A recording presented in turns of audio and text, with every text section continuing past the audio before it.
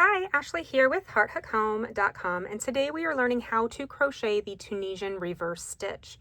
This stitch is exactly the same as the Tunisian Simple Stitch, except we're going in the back side of the row instead of the front side of the row. That is literally the only difference. That being said, getting your hook back into that back vertical bar can be a bit tricky, so I've got some tips and tricks to show you in this stitch tutorial. Isn't this gorgeous? The back of it kind of looks like pearl stitches. It's just absolutely beautiful. Let's learn how to crochet this stitch. To crochet the Tunisian Reverse Stitch, you can start with any number of chains. Here I have 10 chains, and I'm going to do the typical foundation row for most Tunisian crochet stitches. So I'm going to find the second chain from my hook, and I'm going to look at the back bar, and I'm going to pick up a loop in that back bar. Now I'm going to pick up a loop in each chain all the way until I get to the end. Now when I get to the end, I should have as many loops on my hook as I did chains to start. So I should have 10 when I get all of these loops pulled up. So now that I have gotten all 10 of my loops on my hook, I am ready to do my backward pass. And what we're going to do for that is very much like most Tunisian crochet stitches. We're going to chain one, and this is going to be the side of our piece over here. Now that we've done our chain one, we are going to yarn over and pull through two, yarn over and pull through two, all the way until we get to the end of the row.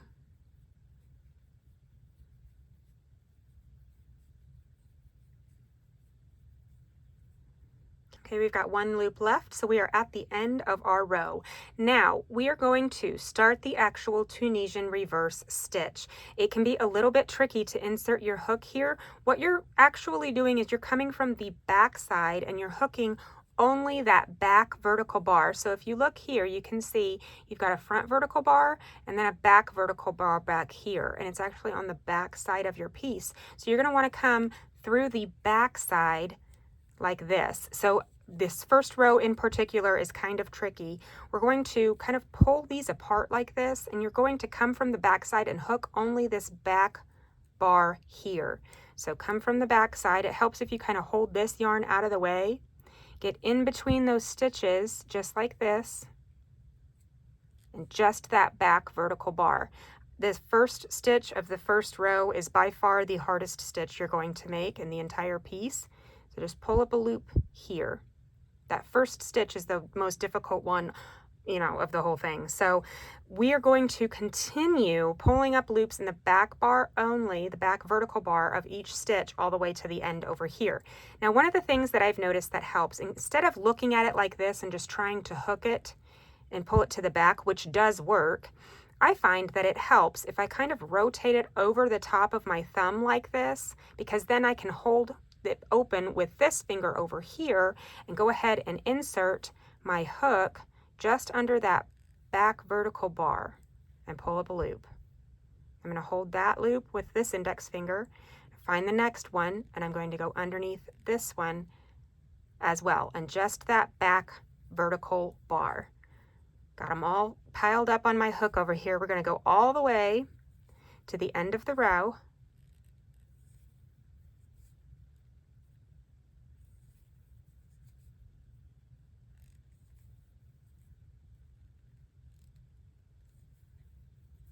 Now, when we get to the end, we've got this last guy over here. Just like with most Tunisian crochet stitches, we're going to pick up a loop using the outside two legs of that last stitch. So now, since I had 10 stitches to start, I should have 10 loops on my hook yet again. Now we're ready for the backward pass, which is the same as always.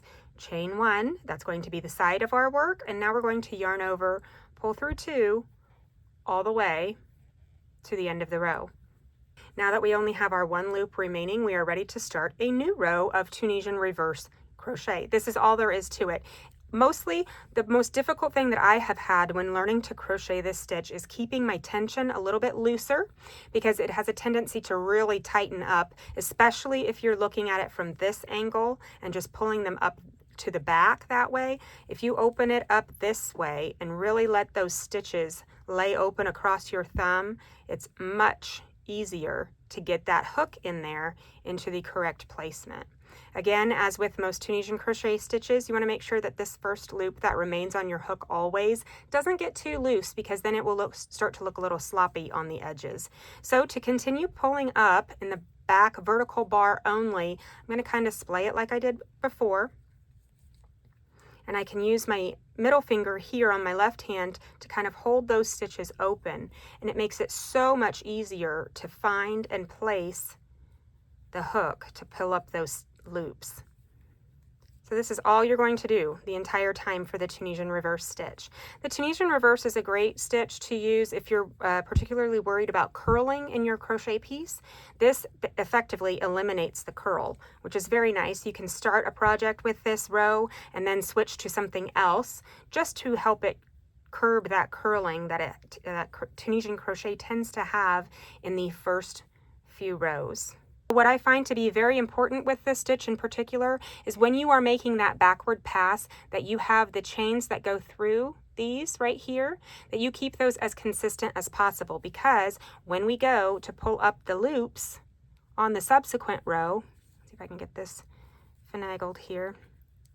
Looking at the back side, I'm going to pick up just the right side, which is the back portion of this stitch right here, right? So as I'm pulling up these loops, it's forcing the top of that row that we just looked at to come down towards the front. So you want to make sure that your backward pass loop sizes are as consistent as possible, because they will be very visible at the end of your piece.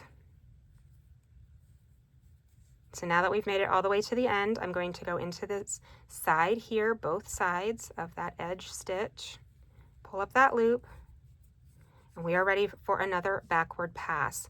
Chain one. You can see that it's a little bit looser right here. So one thing that you can do to keep this left edge from getting a little bit loose is to, when you do this first, we've already done our chain one. When you do your first yarn over, pull through two, pull that one just a little bit tighter, and it will help close up this gap here. Go ahead and do your yarn over, pull through two, all the way to the end of the row until you only have that one loop remaining. And then we will fasten off together, and I will show you how to do the slip stitching across to fasten off this reverse stitch. Isn't this pretty? It's so gorgeous. I love the little loops it creates. It's essentially the same exact thing as the Tunisian Simple Stitch, just worked into the back instead of the front. So you can see that this one right here, trying to do this very slowly so you can see exactly which one I'm going into. That one there is where I'm going to place my first slip stitch to fasten off. Now I'm going to open it up just the way I have been, insert that hook just under that back vertical bar, and slip stitch. With most Tunisian crochet stitches, this is no different. You want to make sure that when you're doing these slip stitches, you're not going super tight, because if you're adding a border of any kind, it's going to be extremely difficult to get your hook back into those slip stitches if you make them too tight. Plus, you don't want your piece to get very narrow at the top because your slip stitches were just too pulled.